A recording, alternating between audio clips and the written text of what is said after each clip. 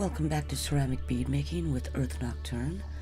Now that we have formed and bisque fired the beads shown here in the previous videos, it's time to glaze them. Here are the tools that we'll be using in this video.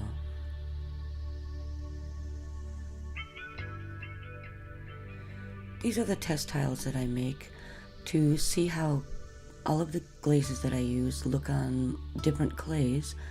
I keep a spreadsheet of the results so that I have an easy reference when it's time to choose glazes. And these are the glazes that I'll be using in this video. I'll have a list of them at the end if you're interested in knowing which ones they are. They're commercial glazes and are fired at cone 6 on porcelain. Before glazing, I will wipe the bisque with a barely damp sponge to remove any dust and then let them dry. These are the boxes that I use, a makeshift drying racks for after they've been glazed. I'll be using a 1/4 inch mop brush. You can use another type of brush if you want, but a mop brush works very well to sop up a lot of glaze. After wetting your brush in water, you'll then dip the brush into the glaze and saturate it pretty well. And let enough drip off, just let the excess drip off. And put on a nice flowing coat. I'm putting 2 coats on first here. I'll let these dry then, and then put a 3rd one on. Each glaze will have a different amount of coats that you will put on.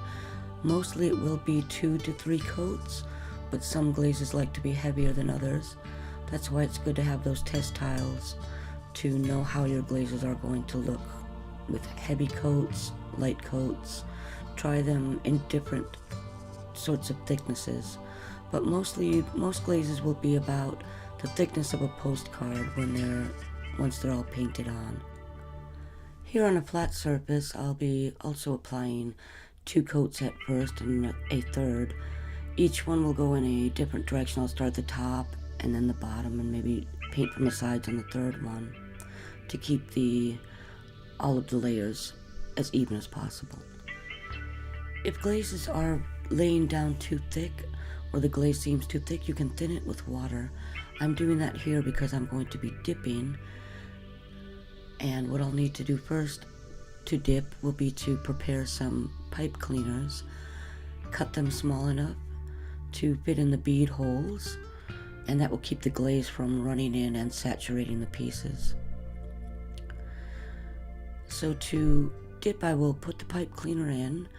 The glaze has been thinned to a consistency of about skimmed milk, and since this is a commercial glaze, some of them have a lot of gum in them and will take quite a while to dry. This one is one of those that has a lot of gum. I dipped it for about 3 seconds with the hemostats, and I'm going to take off any excess here. And you can see that it's taking a while. It's not going to dry right away, so I'll just make sure that I get any excess drips.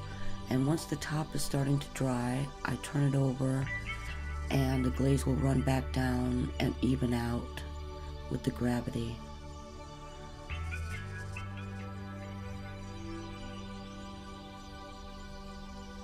I'm using a skewer to hold it where it will dry. I won't need to add any additional coats, but I will take a wet brush and even out the coat while it's still wet. Just very lightly. I'm not picking up the glaze or disturbing it. I'm just taking the part from the bottom and bringing it up to the drier top. And now one little bit there to patch up the scar that the hemostats left.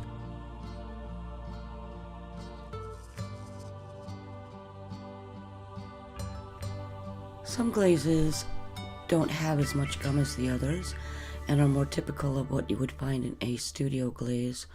When you dip it, it will dry very quickly and you won't have much time to even out the layers, so you'll just have to shake off the excess rather than brush it.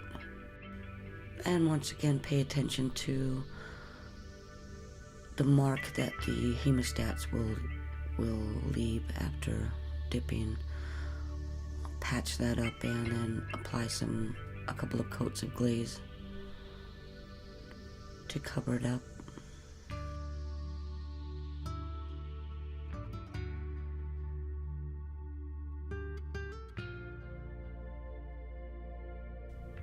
When you are dipping larger hole beads, use some masking tape over the large holes, and that will keep the glaze from running in and oversaturating the bead.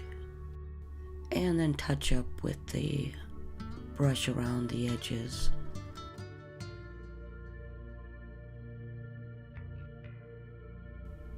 Sometimes you'll find that your glazes are taking a long time to dry after you've dipped them. You'll see here that I'm using a ceramic tile on a heater to warm up the pieces first, and I also keep the glazes and pieces that I haven't glazed yet near the heater to keep those warm. In a cold room, that's what you'll usually find is the reason why they're taking so long.